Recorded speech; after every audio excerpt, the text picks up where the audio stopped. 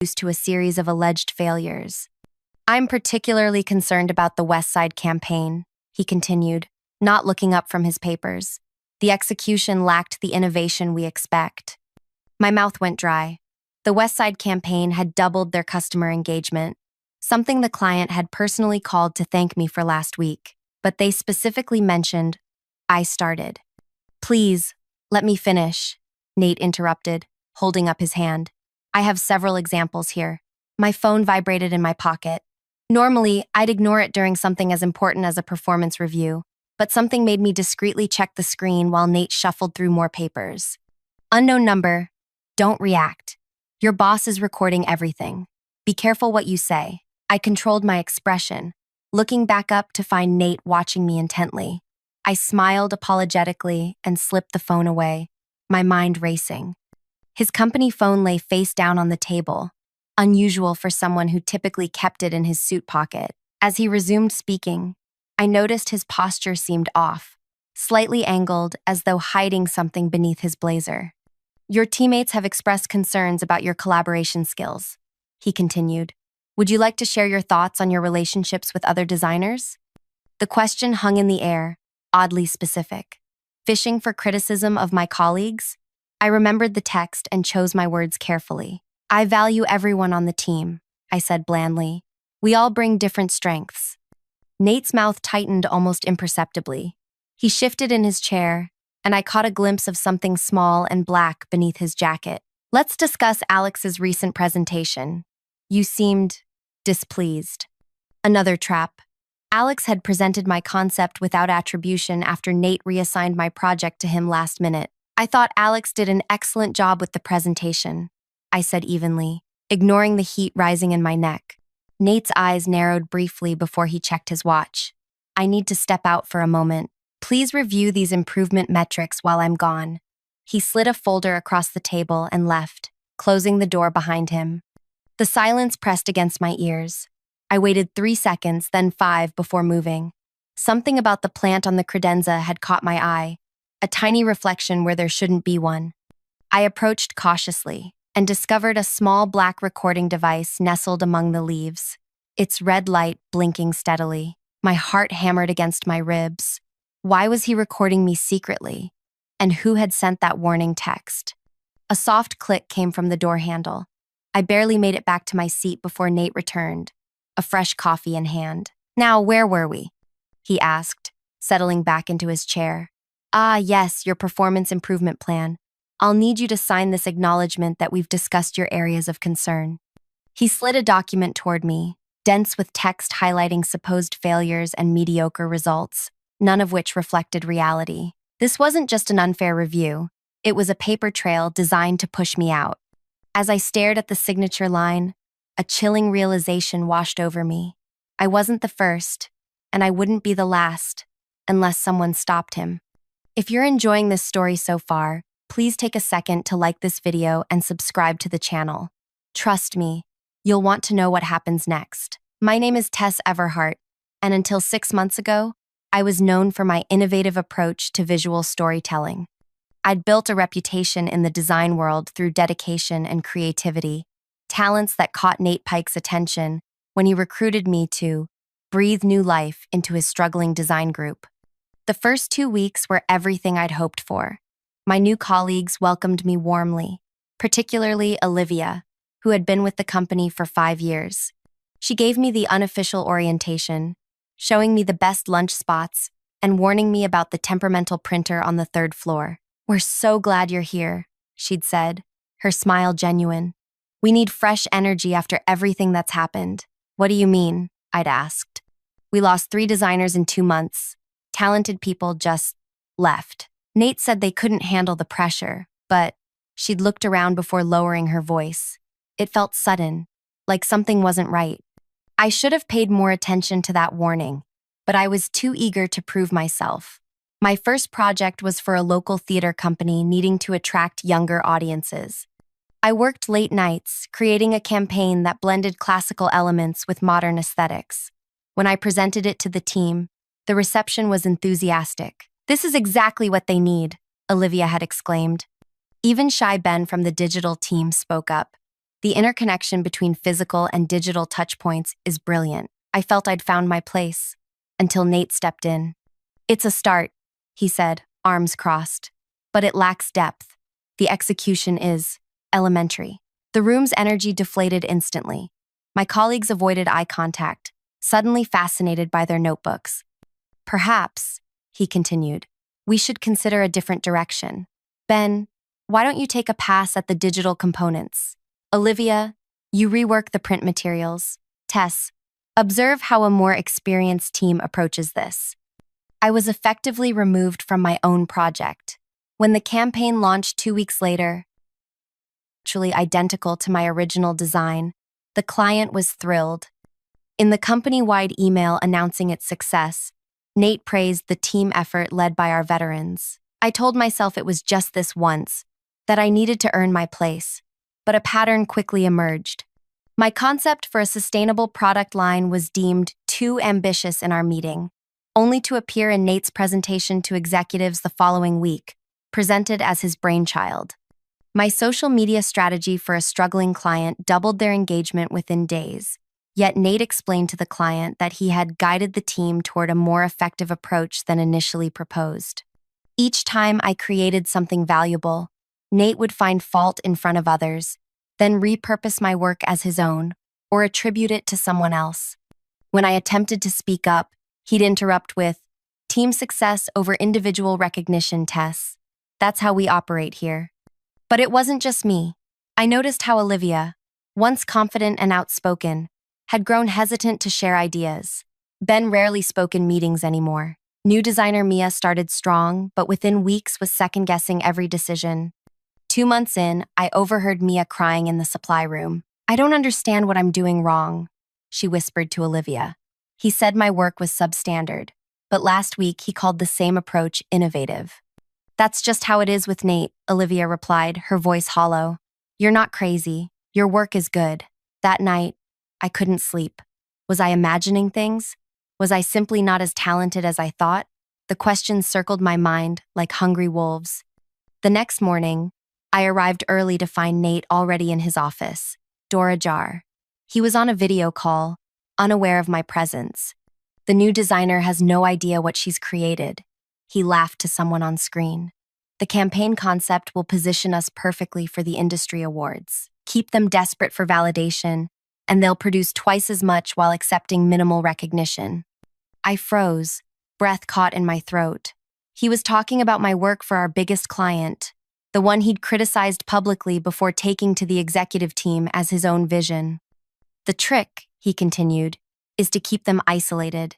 If they compare notes, the game's over. But people are surprisingly reluctant to admit when they feel inadequate." I retreated silently, my mind reeling with the confirmation of what I'd suspected but couldn't prove. This wasn't incompetent management. It was deliberate manipulation. Over the next weeks, I watched more carefully. Designers who questioned Nate found their projects suddenly disappointing clients. Quiet acceptance earned tiny raises despite brilliant contributions. 3 talented colleagues had quit before my arrival, crushed under constant negativity. 2 others had accepted lesser roles, believing themselves inadequate for the work they once excelled at. Nate had built his reputation by claiming others' creativity while methodically destroying their self-worth. The executives trusted only his assessment of our abilities, never seeing the true dynamics at play. I began documenting everything, saving emails, recording meetings with notification to all participants, keeping dated copies of my work before and after Nate's input. I wasn't sure what I'd do with the evidence, but I knew I needed to protect myself. Then came the industry showcase announcement. Each year, design teams presented their best work to leaders across the field. Nate predictably appointed himself to present our collective efforts. His crowning achievement would be taking credit for the entire department's transformation under his leadership. As the showcase approached, the pressure intensified. Nate became more critical, more demanding. Designers worked weekends without recognition. Mia resigned, citing personal reasons after a particularly brutal critique of work that a client had already approved enthusiastically. The morning of my performance review, I found an envelope on my desk. Inside was a single business card with a phone number and the words, Former assistant, call if needed. I didn't have time to contemplate this mysterious message before Nate summoned me to the conference room, setting the stage for the conversation that began this story, the one where an unknown number warned me about being recorded. After signing the improvement plan under duress, I returned to my desk, mind churning with possibilities and fears. Who had sent that text? Why was Nate secretly recording me? And most importantly, what was I going to do about it? The business card seemed to burn in my pocket. With shaking fingers, I dialed the number. "I've been waiting for your call," a woman's voice answered. "My name is Dana. I was Nate's executive assistant for 3 years, and you're not the first person he's tried to destroy." The line crackled with Dana's steady breathing as I processed her words. I sat at my desk, hunched over my phone, keeping my voice low. "He records people?" I asked. "That's just one of his tactics," Dana replied. "Nate provokes negative comments about colleagues or pushes for admissions of imagined failings to use against you later. I watched him do it dozens of times, but I never had proof. Until now?" "Until you," she said. "Listen carefully. Nate destroys talented people systematically. First, he isolates them. Then, he erodes their confidence through constant criticism while simultaneously harvesting their best ideas. Finally, he creates a paper trail of performance issues before pushing them out or making them quit." My throat tightened. "Why are you telling me this?" "Because you're different. You're documenting things." I've heard whispers from Olivia. A pause. "And because I carry the guilt of staying silent for 3 years while watching careers crumble." I glanced toward Nate's office, where he was now laughing on a call, gesturing expansively. The same performance he'd given when I first interviewed. "What exactly does he want from this recording?" I asked. "He needs you to say something damaging about yourself or others. He'll edit it, present it to leadership as evidence of your negative attitude, and build his case for termination. Or worse, make you so miserable you quit, believing you're the problem." My fingers curled into a fist. "That won't happen." "Good. But be careful. Nate doesn't just take ideas. He takes spirits, souls. I've seen brilliant designers leave the industry altogether after believing his lies about their abilities." After we disconnected, I sat motionless, staring at the embossed business card. Dana had given me her private number, promising to share what she knew, but emphasized I needed to protect myself first. I looked up to see Olivia watching me, concern etched across her face. She approached cautiously. "Bad review?" she asked quietly. "Apparently, I'm on thin ice," I replied, studying her reaction. Something flickered behind her eyes. Recognition, perhaps. "Join me for lunch? Away from here?" 20 minutes later, we sat in a small park 3 blocks from the office. Olivia unwrapped her sandwich but didn't eat. "I shouldn't say anything," she began, picking at the bread crust. "But watching what's happening to you, it's like seeing history repeat itself. With you?" She nodded, eyes downcast. "I was like you once. Ambitious, confident, full of ideas. Nate hired me personally, called me a rare talent." Her laugh held no humor. 6 months in, I couldn't make a design decision without second-guessing myself 20 times. What happened? The Clarion Project. My concept won us the account, our biggest ever. During development, Nate criticized every element publicly, while privately sending my original designs to the client.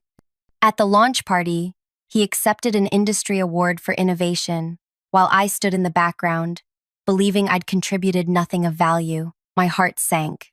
"Why did you stay?" By then, I believed no one else would hire me. She finally met my gaze.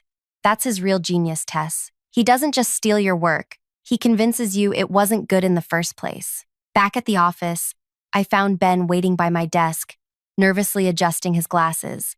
"Everything okay?" I asked. "Just checking about your portion of the showcase presentation," he said, louder than necessary. Then he slipped me a note before walking away. The paper read, "Nate asked me to report back on your attitude after your review. Not the first time. Be careful."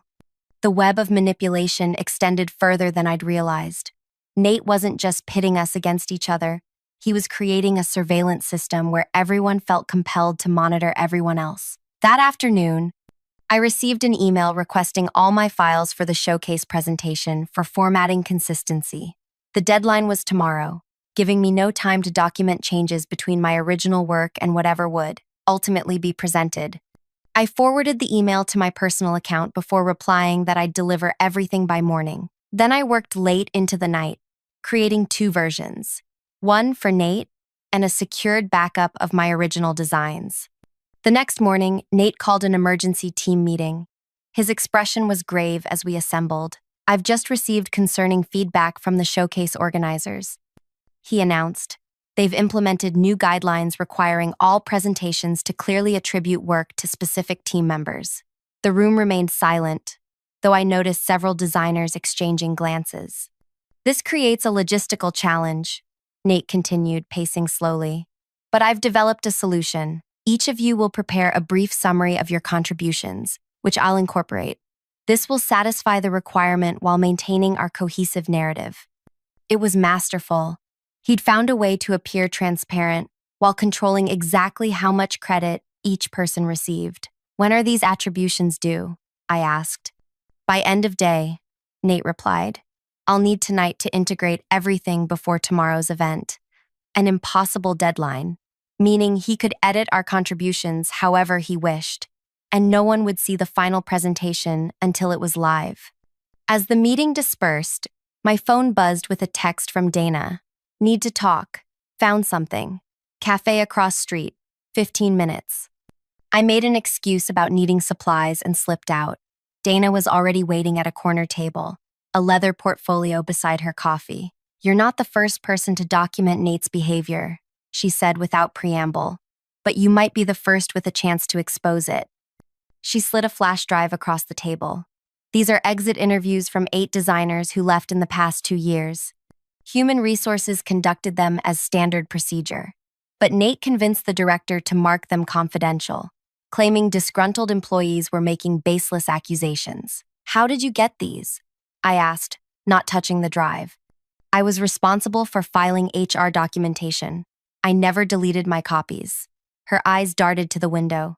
"I was too afraid to use them while working there." "But these stories, they're all the same." Designers describe watching their confidence and creativity systematically dismantled. This could help, but it's still their word against his. He would claim they were underperformers making excuses. Dana smiled thinly. "That's why I also included the original project files I could access, showing design work Nate claimed credit for alongside proof of who really created it." My heart raced. "This is exactly what I've been gathering." "There's more," Dana continued. "Last year's performance reviews compared to actual client feedback. Several instances where Nate told executives a project was struggling while telling clients the exact opposite. And 3 cases where he took designers' concepts, rejected them publicly, then presented them as his own solutions weeks later. I stared at the flash drive, now understanding its weight. "Why didn't you come forward sooner?" Dana's expression clouded. "He threatened me." "Not directly. Nate's too smart for that. But he made it clear that speaking against him would end my career. He has powerful connections." She pushed the drive closer. "Use this however you need to. I'm leaving the industry anyway." "I can't ask you to sacrifice." "You didn't ask. I'm offering." She stood to leave. "One last thing. Check the files on Olivia's Clarion project." Nate didn't just take credit. He deliberately sabotaged her confidence because she was being considered for promotion above him. The executive emails tell the whole story. Back at the office, I found a message from Olivia asking to meet in the archive room. When I arrived, Ben was with her, along with Riley from the digital team. "We need to talk about tomorrow," Olivia said, her voice barely above a whisper. "About the showcase." "And about Nate," added Ben. Riley locked the door. "We know what he's doing to you because he did it to all of us." We stayed silent too long. For the next hour, they shared their stories. Ben had developed the user experience framework that won 3 design awards, all accepted by Nate. Riley had created the interactive platform that doubled client engagement, which Nate presented as his vision at last year's showcase. And Olivia. Olivia had lost a career-defining opportunity when Nate convinced executives she wasn't ready for advancement. "Why are you telling me this now?" I asked. "Because you're fighting back," Ben said simply. "And we want to help." That night, I barely slept. The showcase loomed just hours away, with industry leaders and our entire executive team attending. It would be Nate's moment of triumph, unless someone stopped him. I arrived early, watching from a corner as the venue filled with designers, executives, and media representatives. Our company's display stood prominently at center stage, ready for Nate's presentation. He moved through the crowd confidently, shaking hands, laughing at just the right moments. Our team huddled nearby, nervous energy pulsing between us. Nate had sent the final presentation deck that morning, a masterpiece of subtle manipulation. Our contributions appeared technically credited but positioned as minor elements within his overarching vision. 10 minutes, everyone, called the event coordinator. Nate beckoned us closer. Remember, this is about showcasing our collective achievement, he said, his expression earnest. We rise together. As he turned away, Olivia squeezed my hand. Are you sure about this? She whispered. I nodded, feeling surprisingly calm. Just be ready. The lights dimmed as Nate took the stage, welcomed by enthusiastic applause. The massive screen behind him illuminated with our company logo. Today, he began, I'm honored to present a body of work that represents the pinnacle of collaborative design thinking, a philosophy I've cultivated within our team over years of leadership.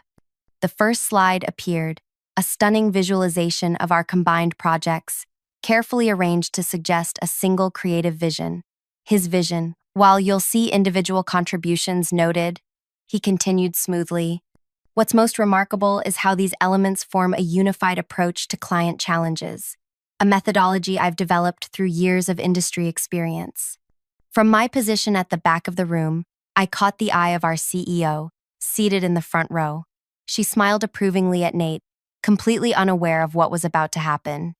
Nate clicked to advance his presentation, but instead of his next carefully crafted slide, the screen changed to a video recording. Nate in his office, speaking candidly. The new designer has no idea what she's created. His recorded voice echoed through the hall. Keep them desperate for validation, and they'll produce twice as much while accepting minimal recognition. A gasp rippled through the audience. Nate froze mid-gesture, his expression shifting from confusion to horror as he recognized his own words. What? He began, frantically clicking his remote. The video continued, showing a series of clips. Nate taking credit for Olivia's Clarion concept in a private executive meeting. Nate dismissing Ben's framework publicly before presenting it as his own to clients. Nate instructing Dana to exclude Riley from a crucial presentation after using Riley's designs. Nate lunged toward the control booth, but security, alerted in advance about a potential technical disruption, blocked his path. This is unauthorized, he shouted. Someone is sabotaging. Actually, I called, stepping forward from the back. Everything you're seeing is authorized and legally obtained. These are recordings from official meetings where multiple parties were notified of documentation, communications sent through company channels, and statements made in public office spaces. The audience turned toward me as I walked slowly down the center aisle, a tablet in my hands. What you're witnessing isn't sabotage, I continued, my voice steadier than I felt. It's truth. For years, this man has systematically claimed credit for others' creativity, while deliberately undermining their confidence and career advancement. Nate's face contorted with rage. These clips are taken out of context. This is a vindictive attack by an employee facing performance issues. I reached the stage and turned to face the crowd. Is it vindictive when 8 different designers report identical experiences over 2 years? Is it taken out of context when performance reviews contradict client feedback? Is it one disgruntled employee when an entire design team has documentation? The screen behind us shifted to a grid of faces, former team members ready to testify to their experiences. Below each face appeared comparison images, their original designs alongside Nate's visionary concepts presented months later. Our CEO rose from her seat, expression unreadable. Mr. Pike, is this accurate? Absolutely not, Nate sputtered. This is a coordinated, because, she interrupted. I'm looking at designs I personally complimented you on last quarter.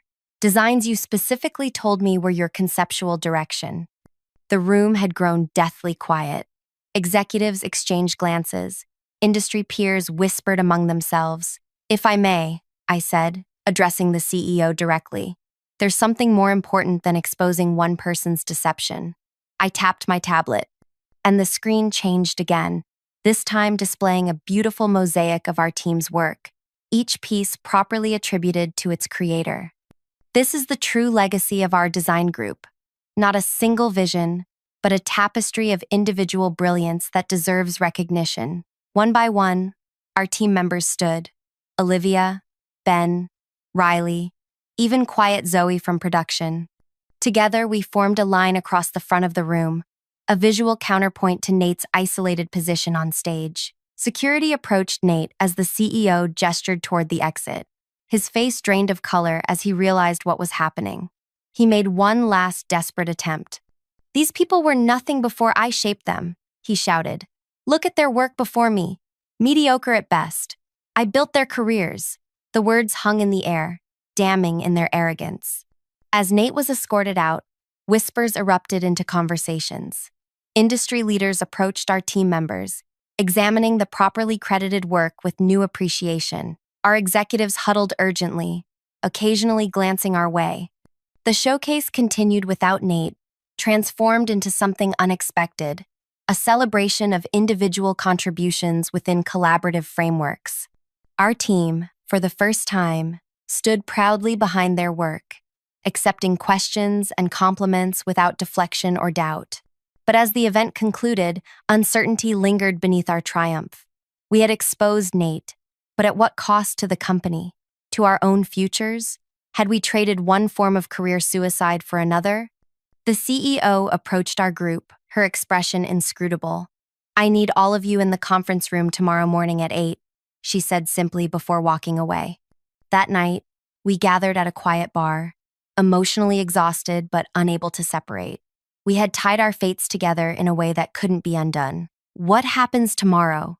Ben asked, voicing everyone's fear. I looked around at these talented people who had risked everything to reclaim their worth. "I don't know," I admitted. "But whatever comes next, we face it honestly. Together." None of us could have predicted what awaited us in that conference room the next morning, or how completely our professional lives were about to transform. The next morning arrived with a weight of finality. Our team gathered in the hallway outside the conference room, exchanging nervous glances but few words. Whatever happened now, we had crossed a line that couldn't be uncrossed. "No regrets," Olivia whispered, squeezing my hand as the CEO's assistant waved us in. The room was already occupied. Our CEO, Valerie, sat at the head of the table. Beside her were the chief operating officer, the head of human resources, and two people I didn't recognize. The atmosphere felt heavy, formal. "Please sit," Valerie said, gesturing to the empty chairs. We arranged ourselves along the table, a united front despite our anxiety. The room remained silent until everyone was settled. Valerie cleared her throat. "Yesterday was unprecedented. In my 15 years leading this company, I've never witnessed anything like it." My chest tightened. Here it came. The corporate damage control, the need to protect the company's reputation over justice. "Before we discuss consequences," Valerie continued, "I want to address something directly." She leaned forward, making eye contact with each of us. "I failed you." The statement hung in the air, unexpected and disarming. As CEO, creating a workplace where talent thrives is my responsibility. Somehow, I allowed a culture where one person could systematically undermine others while ascending through deception. She turned to one of the strangers, a woman with silver-streaked hair and keen eyes. "This is Audrey Lane, an independent investigator specializing in workplace ethics. Last night, after reviewing initial evidence, I asked her to examine everything thoroughly." "Audrey?" The investigator opened a sleek laptop. The documentation provided is extensive and damning. Email trails, recorded meetings, comparative design files, exit interviews. They form a clear pattern of creative theft and psychological manipulation spanning 3 years. Valerie nodded grimly. "And the legal implications?" The second stranger, a sharp-featured man in a charcoal suit, spoke up. "I'm Patrick Welsh, outside counsel. While the company faces potential liability for allowing this situation to develop, the individuals who came forward acted within legal boundaries. Their documentation methods were appropriate, and the public revelation occurred in a professional context relevant to the misconduct. Valerie absorbed this information before addressing us again. Here's where we stand. Nate Pike's employment has been terminated, effective immediately. His final paycheck will reflect no bonus or outstanding commissions. Security has already cleared his office. A ripple of tension released across our side of the table. Not celebration, exactly, but vindication. But removing one person doesn't solve a systemic problem, Valerie continued. Which brings us to restructuring. My stomach dropped. Restructuring usually meant layoffs. Our design division requires new leadership, transparent, collaborative, and ethical. Someone who values individual contribution within team success. She paused, her gaze settling on our group. Olivia, your portfolio from the past 5 years is exceptional. Would you consider stepping into a director role? Olivia's sharp intake of breath was audible. Yes, absolutely. Good. You'll work directly with me during transition. Valerie turned to Ben. Your UX framework has apparently been foundational to our digital success. I'd like you to head a new specialized UX department, reporting to Olivia but with dedicated resources. Ben's eyes widened behind his glasses as he nodded wordlessly. Riley, your interactive designs have driven significant client engagement. You'll lead client-facing technology integration, also under Olivia. As Valerie continued assigning new roles based on previously unrecognized talents, I realized we weren't being punished. We were being repositioned according to our actual abilities. Finally, she turned to me. Tess, you've been here only 6 months, yet you catalyzed a necessary reckoning. Your design work shows innovation, but your leadership in this situation demonstrates something equally valuable: integrity and strategic thinking. She slid a folder across the table. This is a new position, Ethics and Creative Advocacy Director.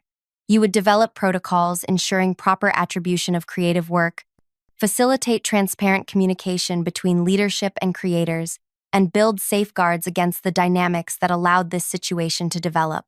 I opened the folder to find a job description with a salary nearly double my current compensation. Why me? I asked, genuinely puzzled.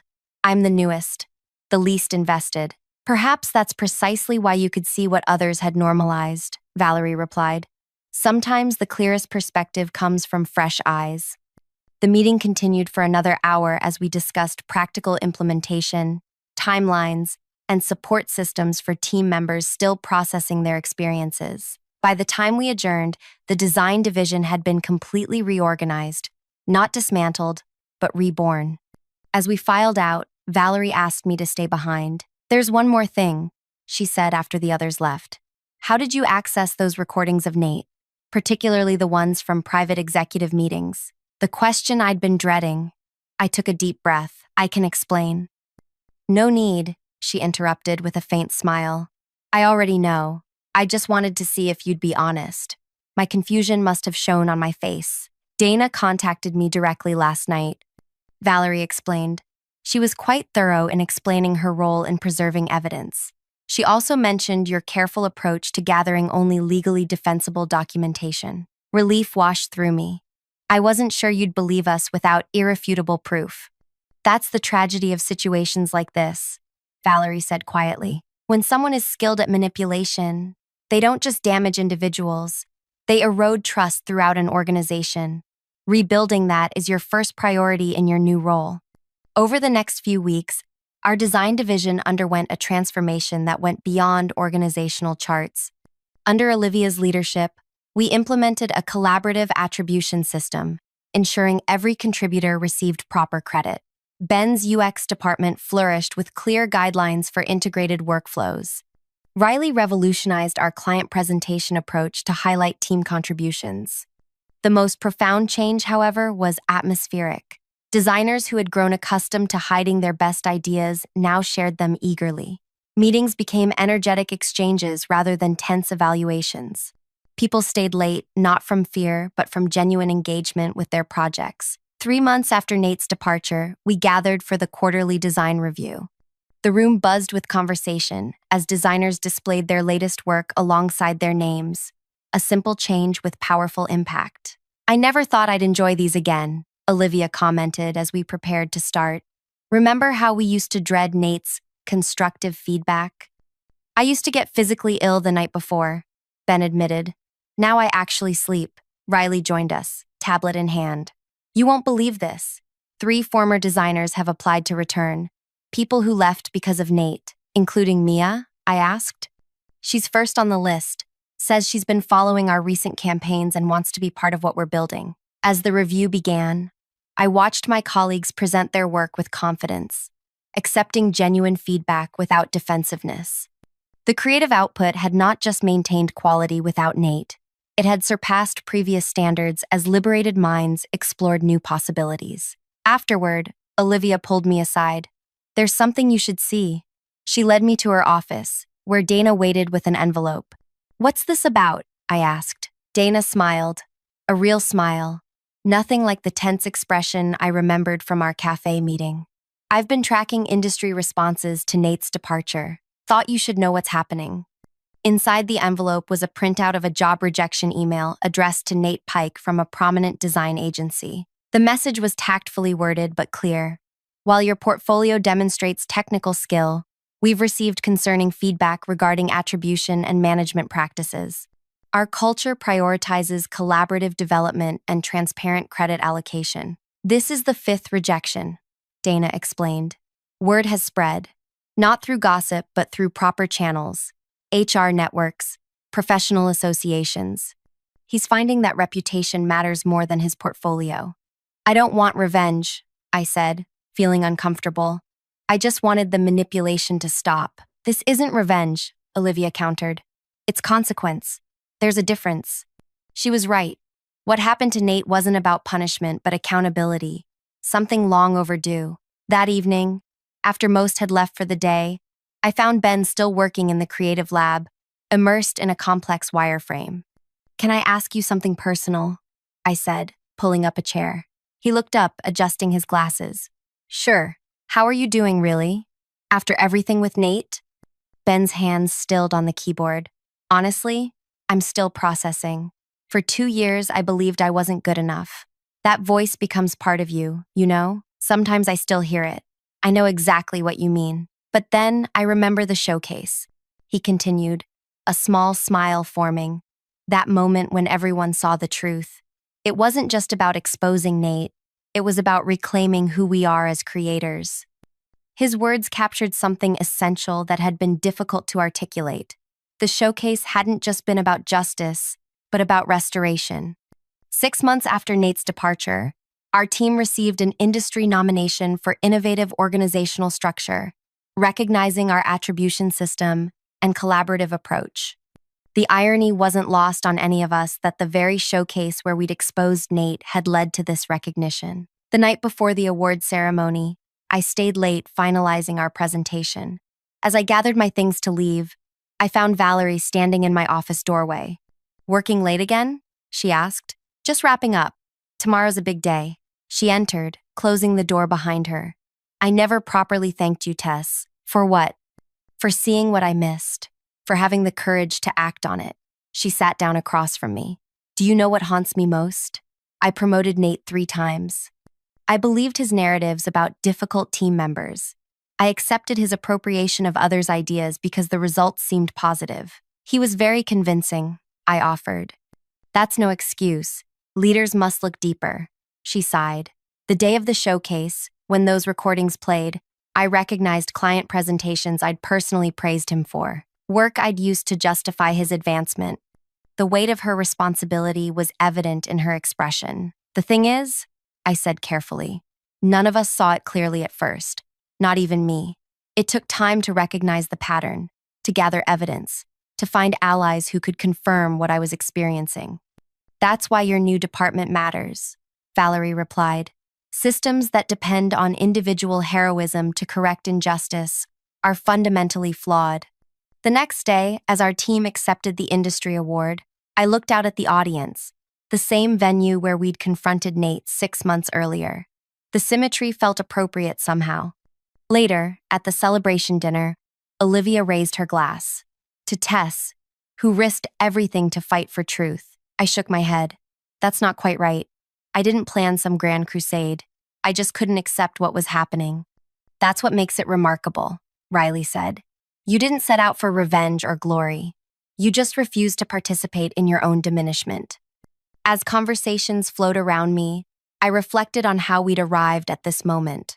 The truth was, there had been no master plan when I first sensed Nate's manipulation.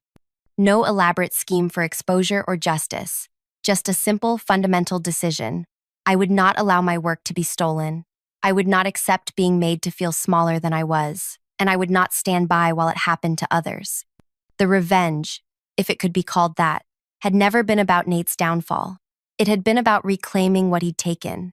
Our work, our confidence, our professional identities, about creating systems that made such theft impossible in the future. The most powerful moment hadn't been watching Nate escorted from the showcase in disgrace. It had been the weeks and months that followed, watching designers rediscover their voices, seeing Ben present his framework without apologizing for its existence, hearing Riley confidently defend a creative choice, witnessing Olivia step into leadership with natural authority she'd always possessed but learned to doubt. And perhaps most meaningful, welcoming back those who had left, like Mia, who now led our Emerging Designers program with enthusiasm that had once been extinguished. This was the true victory. Not that one man had fallen, but that many had risen. After dinner, as we gathered for a team photo, I noticed Dana watching from nearby. I waved her over. "You belong in this picture too," I insisted. "None of this would have happened without you." She hesitated. "I just provided information. You had the courage to use it." "That's not true," I countered. "You kept those records for years, knowing someday they might matter. You reached out when you saw history repeating. That wasn't just information. It was hope." As the photographer positioned us, I found myself surrounded by people who had transformed from colleagues to something closer to family, people who had shared a difficult journey and emerged stronger. The camera flashed, capturing a moment of genuine joy, not the artificial enthusiasm Nate had demanded, but the authentic happiness of people doing work they loved and receiving proper recognition for it. Later that night, alone in my apartment, I opened my laptop to find an email from an unfamiliar address. The subject line read simply, "Thank you." It was from a designer at another company, someone I'd never met. They described watching our showcase confrontation and recognizing their own situation with a manager who claimed credit for others' work. Inspired by our example, they had documented the pattern and presented evidence to their leadership. Changes were now underway. "You showed me it was possible to stand up without being destroyed," they wrote. "That speaking truth doesn't have to end a career. It can transform it." As I read similar messages that had arrived over months, from designers, writers, developers, people across creative industries, I understood something profound. Stories like ours rarely remain isolated. They ripple outward, giving others permission to demand better, to insist on fairness, to believe their work and well-being matter. That was the ultimate revenge against systems that depended on silence and isolation to survive, breaking that silence together. If this story resonated with you, please take a moment to like this video and subscribe to the channel. Your support helps these important stories reach others who might be experiencing similar situations. Share in the comments if you've ever had to stand up for yourself at work. You never know who might draw strength from your experience. Remember, sometimes the most powerful thing we can do is simply refuse to participate in our own diminishment.